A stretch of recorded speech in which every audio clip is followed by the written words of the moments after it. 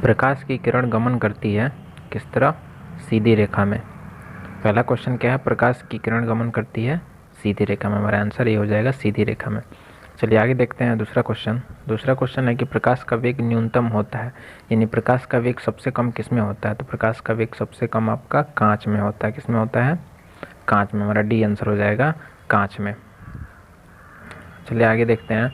अगला क्वेश्चन है, अगला हमारा क्वेश्चन है कि मोटर गाड़ी के चालक के सामने लगा रहता है, तो मोटर गाड़ी का जो चालक होता है उसके सामने कौन सा दर्पण लगा होता है? तो उसके सामने उत्तल दर्पण लगा होता है। कौन सा दर्पण? उत्तल दर्पण। आंसर हमारा बी हो जाएगा। चलिए आगे देखते हैं अगला क्वेश्चन। अगला क्वेश्चन है मोटर कार के हेडलाइट में किसका प्रयोग होता है? तो मोटर लाइट का जो हेडलाइट होता है उसमें किसका प्रयोग होता है? अवतल दर्पण का। किसका प्रयोग किया जाता है? अवतल दर्पण का। चलिए आगे क्वेश्चन देखते हैं। अगला क्वेश्चन है कि समतल दर्पण द्वारा प्रतिबिंब होता है, तो समतल जो दर्पण होता है उसके द्वारा बनाया गया प्रतिबिंब क्या होता है? काल्पनिक होता है। कैसा होता है? काल्पनिक होता है, वास्तविक नहीं होता है। इसलिए हमारा आंसर बी हो जाएगा, काल्पनिक। चलिए आगे देखते हैं। अगला क्वेश्चन हमारा कि लेंस की क्षमता का एसआई मात्रक क्या होता है? तो लेंस की क्षमता का एसआई मात्रक क्या होता है? डायोप्टर होता है। आंसर क्या हो जाएगा? डायोप्टर। लेंस की क्षमता का एसआई मात्रक डायोप्टर। अगला क्वेश्चन है कि प्रकाश की किरणों का पथ दर्शाने वाले चित्रों को कहा जाता है। तो जो प्रकाश की किरणों का पथ दर्शाते हैं उन्हें क्या कहते हैं? हम उन्हें क्या कहते हैं? आइए देखते हैं। किरण आलेख। क्या कहा जाता है उन्हें? किरण आलेख। ठीक है, क्या कहते हैं हम उन्हें? किरण आलेख। और किरणों के समूह को क्या कहते हैं? किरण पुंज। किरणों के समूह को क्या कहते हैं? किरण पुंज। तो प्रकाश किरण का पथ दर्शाने वाले चित्रों को किरण आरेख कहते हैं और किरणों के समूह को किरण पुंज कहते हैं, याद रखिएगा। चलिए अगला क्वेश्चन देखते हैं। अगला क्वेश्चन है हमारा कि 2D यानी 2 डायोप्टर क्षमता वाले लेंस का फोकसांतर कितना होगा? तो 2 डायोप्टर वाले लेंस की क्षमता वाले लेंस की जो फोकस दूरी होगी, फोकस दूरी यानी फोकसांतर, उसी को फोकस दूरी कहते हैं। तो फोकस दूरी जो होगी कितना होगी? 50 सेंटीमीटर होगी। ठीक है, चलिए आगे देखते हैं।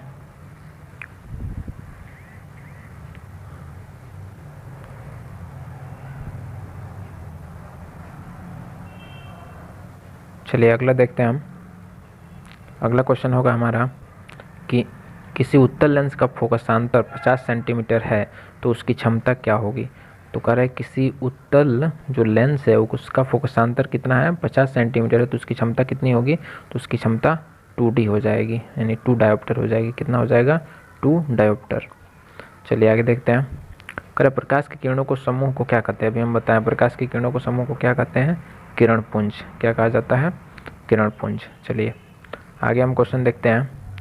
अगला क्वेश्चन है कि उत्तल लेंस की क्षमता होती है, जो उत्तल लेंस होता है उसकी क्षमता कैसी होती है? तो उसकी क्षमता क्या होती है? धनात्मक होती है। उत्तल लेंस की क्षमता कैसी होती है? धनात्मक।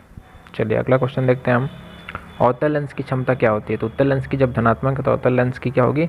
ऋणात्मक। क्या हो जाएगा? ऋणात्मक। चलिए आगे देखते हैं। अगला क्वेश्चन हमारा कि उत्तल लेंस को कहते हैं, उत्तल लेंस को हम क्या कहते हैं? तो उत्तल लेंस को अभिसारी लेंस कहते हैं, क्योंकि यह क्या करता है? अपने पे आने वाली किरणों को एक बिंदु पर फोकस कर देता है, अभिसारित कर देता है, इसलिए इसे अभिसारी लेंस कहते हैं। चलिए अगला क्वेश्चन देखते हैं। अगला क्वेश्चन है कि अवतल लेंस को क्या कहते हैं? तो अवतल लेंस को क्या कहा जाता है? अपसारी लेंस, क्योंकि यह क्या करता है? अपने ऊपर पड़ने वाले प्रकाश को अपसारित कर देता है, चारों दिशाओं में फैला देता है, इसलिए इसको अपसारी लेंस कहते हैं। चलिए आगे देखते हैं। अगला क्वेश्चन हमारा, निम्न में से कौन सा पदार्थ लेंस बनाने के लिए प्रयुक्त नहीं किया जा सकता है? कौन सा प्रयुक्त नहीं किया जा सकता है? तो देखिए इसमें से हम क्या कर सकते हैं? जल का प्रयोग कर सकते हैं, कांच का प्रयोग कर सकते हैं, प्लास्टिक का भी चश्मा आता है तो प्लास्टिक का भी प्रयोग हो सकता है, मिट्टी का नहीं हो सकता है। तो हमारा आंसर क्या हो जाएगा? मिट्टी। चलिए आगे देखते हैं। अगला क्वेश्चन है कि किस दर्पण में हमेशा वस्तु का छोटा प्रतिबिंब बनता है? तो किस दर्पण में? उत्तल दर्पण में। किस में बनता है? उत्तल दर्पण में। चलिए आगे देखते हैं। अगला क्वेश्चन हमारा कि किस दर्पण से वस्तु का बड़ा प्रतिबिंब बनता है? किस दर्पण में वस्तु जो प्रतिबिंब होता है वो वस्तु से बड़ा बनता है? तो आंसर हो जाएगा हमारा अवतल दर्पण। चलिए आगे देखते हैं। अगला क्वेश्चन है प्रकाश के परावर्तन के कितने नियम होते हैं? तो प्रकाश के परावर्तन कितने नियम होते हैं? 2 नियम होते हैं। चलिए आगे देखते हैं हम। अगला क्वेश्चन है हमारा जब प्रकाश की किरणें हवा से कांच में प्रवेश करती हैं तो मुड़ जाती हैं। वो किधर मुड़ती हैं? तो वो अभिलंब की ओर मुड़ जाती है, यानी अभिलंब की ओर झुक जाती हैं। चलिए अगला क्वेश्चन है, फोटोग्राफी कैमरा का अभिदृश्यक होता है। तो फोटोग्राफी कैमरा जो होता है उसका अभिदृश्यक कौन सा लेंस होता है? उत्तल लेंस होता है। आंसर क्या हो जाएगा? उत्तल लेंस। चलिए आगे देखते हैं हम। करें साइड मिरर के रूप में प्रयुक्त होता है। तो साइड मिरर के रूप में यानी गाड़ी के साइड में लगा होता है कौन सा दर्पण? उत्तल दर्पण। अगला क्वेश्चन है कि एक अवतल दर्पण की फोकस दूरी 10 सेंटीमीटर, तो उसकी वक्रता त्रिज्या क्या होगी? तो वक्रता त्रिज्या क्या होती है? फोकस दूरी से दुगनी होती है, यानी कि 20 सेंटीमीटर होगा। चलिए अगला क्वेश्चन देखते हैं।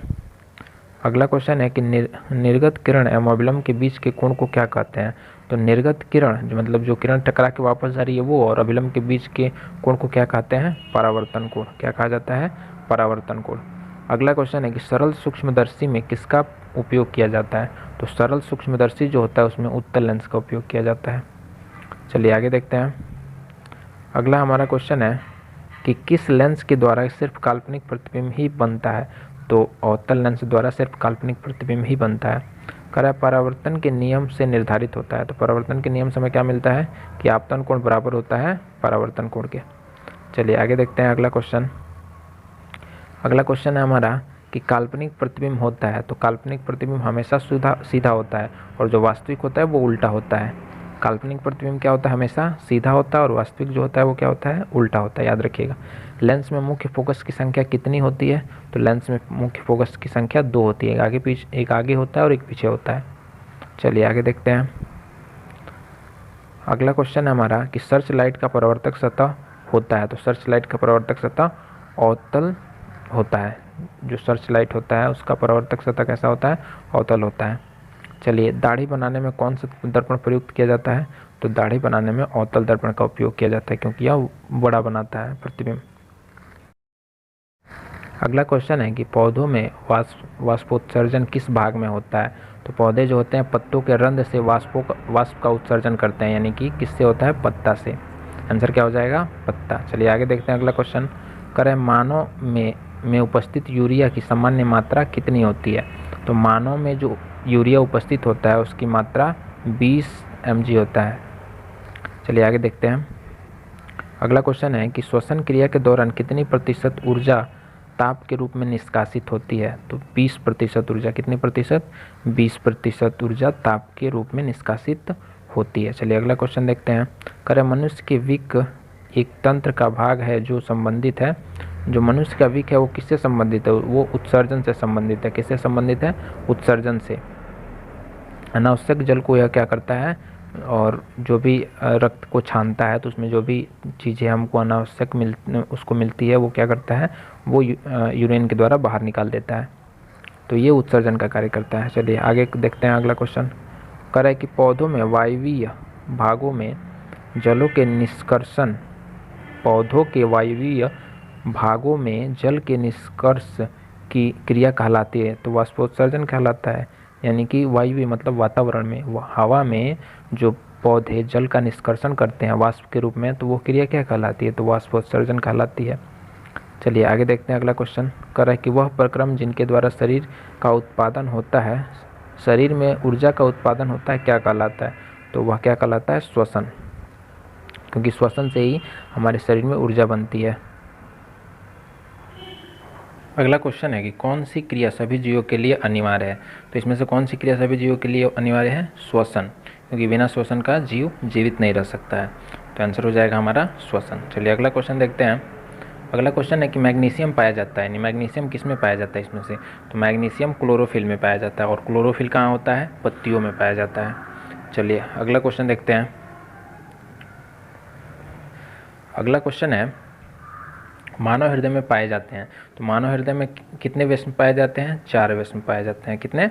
4। चलिए अगला क्वेश्चन है कि प्रकाश संश्लेषण द्वारा किसकी प्राप्ति होती है? तो प्रकाश संश्लेषण द्वारा किसकी प्राप्ति होती है? ग्लूकोज की प्राप्ति होती है। चलिए अगला क्वेश्चन देखते हैं। अगला क्वेश्चन है हमारा कोशिका झिल्ली किस प्रकार की झिल्ली है? तो कोशिका झिल्ली क्या है? अर्ध परागम्य झिल्ली है। किस प्रकार की झिल्ली है वो? अर्ध परागम्य। चलिए अगला क्वेश्चन है हमारा कि दही जमने में निम्नलिखित में से कौन सी क्रिया होती है। तो दही जमने में कौन सी क्रिया होती है, तो किण्वन होता है। जो दही होता है वो लैक्टिक जो बैक्टीरिया होता है उसके द्वारा जमता है। तो ये दही जो होता है वो कौन सी प्रक्रिया होती है, किण्वन प्रक्रिया होती है। चलिए अगला क्वेश्चन देखते हैं। मानव हृदय में पाया जाता है, तो अभी हम ये बनाए हैं मानव हृदय में कितना पाया जाता है, कितने व्यस्म पाए जाते हैं, 4 व्यस्म। चलिए अगला क्वेश्चन है कि मानव में डायलिसिस थैली है। तो मानव में जो डायलिसिस थैली है वो कौन सी है, तो मानव में डायलिसिस थैली नेफ्रॉन है, जो कि विक की क्रियात्मक इकाई होती है। रचनात्मक और क्रियात्मक इकाई कौन होता है, नेफ्रॉन होता है, जिसका आपको फिगर भी लॉन्ग में बनाने के लिए पूछा जाएगा। तो यही हमारा आंसर हो जाएगा। चलिए अगला क्वेश्चन देखते हैं। अगला क्वेश्चन है कि मत्स्य का मुख्य श्वसन अंग क्या है। तो मत्स्य यानी मछली किससे सांस लेती है, तो गिल्स से सांस लेती है। चलिए अगला क्वेश्चन, गिल्स यानी गलफड़ से सांस लेती है। चलिए अगला क्वेश्चन देखते हैं हम। अगला क्वेश्चन है कि पौधों में गैस के निष्कासन के लिए किस क्रिया का उपयोग किया जाता है। तो पौधों में गैस के निष्कासन के लिए विसरण क्रिया का प्रयोग किया जाता है। चलिए अगला क्वेश्चन देखते हैं। अगला क्वेश्चन है कि क्लोरोफिल वर्णक है। जो क्लोरोफिल है वो किस कलर का है, तो वो हरा रंग का है। किस कलर का है, हरा रंग का, जिसके कारण पत्तियों का रंग हरा होता है। चलिए अगला क्वेश्चन देखते हैं। अगला क्वेश्चन है कवक में पोषण की कौन सी विधि है। तो कवक में पोषण की कौन सी विधि होती है, मृतजीवी।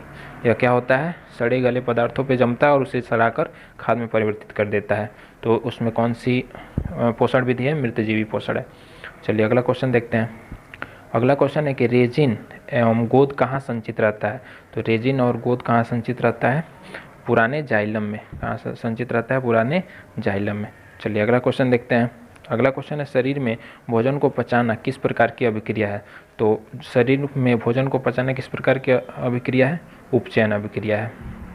किस प्रकार की अभिक्रिया है ये, उपचयन अभिक्रिया। चलिए अगला क्वेश्चन देखते हैं।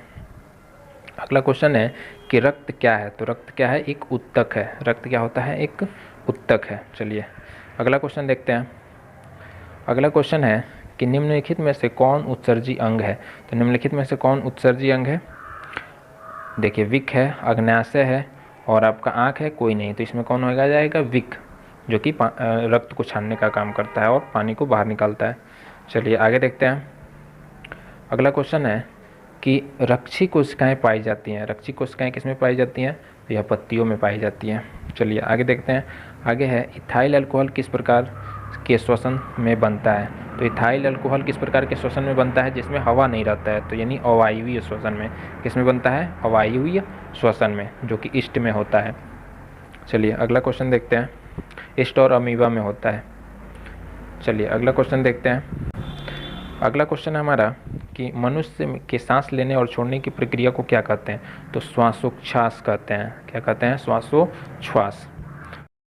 अगला क्वेश्चन है कि लोहे को जिंक से लेपित करने की क्रिया को कहते हैं। तो लोहे को जिंक से लेपित करने की क्रिया को क्या कहते हैं, गैल्वेनीकरण। क्या कहते हैं, गैल्वेनीकरण।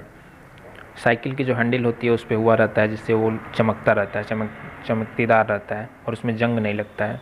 तो ये जंग से बचाने के लिए किया जाता है। चलिए अगला क्वेश्चन है कि सिल्वर क्लोराइड का रंग क्या है। सिल्वर क्लोराइड का रंग कैसा होता है, तो श्वेत होता है, सफ़ेद होता है। चलिए अगला क्वेश्चन देखते हैं। अगला क्वेश्चन है जस्ता तथा तनु हाइड्रोक्लोरिक अम्ल की अभिक्रिया के फलस्वरूप निम्न में से कौन सी गैस बनती है। तो कौन सी गैस बनती है, H2O, हाइड्रोजन बनता है। चलिए अगला क्वेश्चन देखते हैं। अगला क्वेश्चन है निम्नलिखित में से कौन एक दहन अभिक्रिया है। तो इसमें से दहन अभिक्रिया कौन है, तो पेट्रोल का जलना क्या है, दहन अभिक्रिया है। चलिए अगला क्वेश्चन देखते हैं। अगला क्वेश्चन है कि साग सब्जियों को विघटित होकर कंपोस्ट बनाने की क्रिया को क्या कहते हैं। तो साग सब्जियों को कंपोस्ट करके, विघटित करके कंपोस्ट बनाने की क्रिया क्या कहलाती है, ऊष्माक्षेपी क्रिया कहलाती है। क्या कहलाती है, ऊष्माक्षेपी क्रिया। चलिए आगे देखते हैं। अगला क्वेश्चन, निम्न में से कौन सा उत्पाद लेड नाइट्रेट को गर्म करने पर प्राप्त होता है। तो लेड नाइट्रेट को गर्म करने पर कौन सा उत्पाद प्राप्त होता है, तो नाइट्रोक्साइड और ऑक्सीजन। कौन सा प्राप्त होता है, नाइट्रोक्साइड और ऑक्सीजन। चलिए अगला क्वेश्चन देखते हैं। अगला क्वेश्चन है कि निम्न में से कौन सही है, यानी ये इन सूत्रों में से कौन सूत्र सही है। तो कौन सही है, आप देख लीजिए। NaCO3 10H2O। चलिए अगला क्वेश्चन देखते हैं हम। अगला क्वेश्चन है निम्नलिखित अभिक्रिया में अपघटन की अभिक्रिया कौन है। तो इसमें अपघटन की अभिक्रिया कौन है हमको बताना है। तो अपघटन इसमें कौन अभिक्रिया है जिसमें क्या हो, ऑक्सीजन का ह्रास हो रहा होगा। तो देखिए ऑक्सीजन का ह्रास किस में हो रहा है,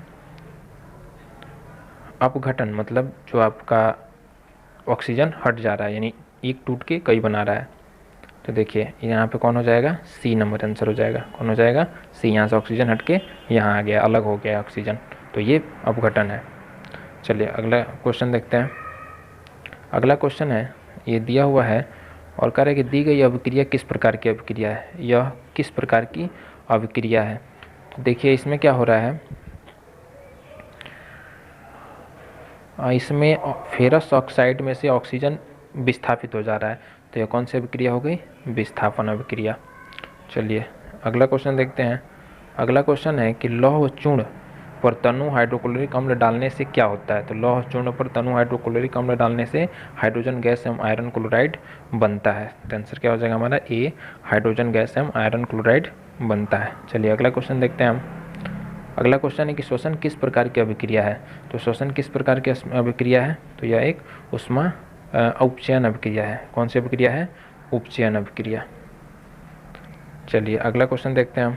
अगला क्वेश्चन है कि कॉपर ऑक्साइड और हाइड्रोजन को मिलाने पर ये आपका बन रहा है, कॉपर और जल का निर्माण हो रहा है। तो किस प्रकार की अभिक्रिया है, या इसमें क्या हो रहा है, ऑक्सीजन क्या हो जा रहा है, हट जा रहा है। तो यह कौन सी अभिक्रिया हो गई, अपचयन अभिक्रिया।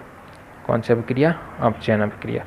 चलिए अगला क्वेश्चन देखते हैं। अगला क्वेश्चन है इलेक्ट्रॉन के हस्तांतरण से बने यौगिक कहलाते हैं। तो इलेक्ट्रॉन के हस्तांतरण से बने यौगिक क्या कहलाते हैं, विद्युत संयोजी। क्या कहलाते हैं, विद्युत संयोजी। चलिए अगला क्वेश्चन देखते हैं। अगला क्वेश्चन है कि नीचे दी गई अभिक्रिया में कौन सा कथन सही है।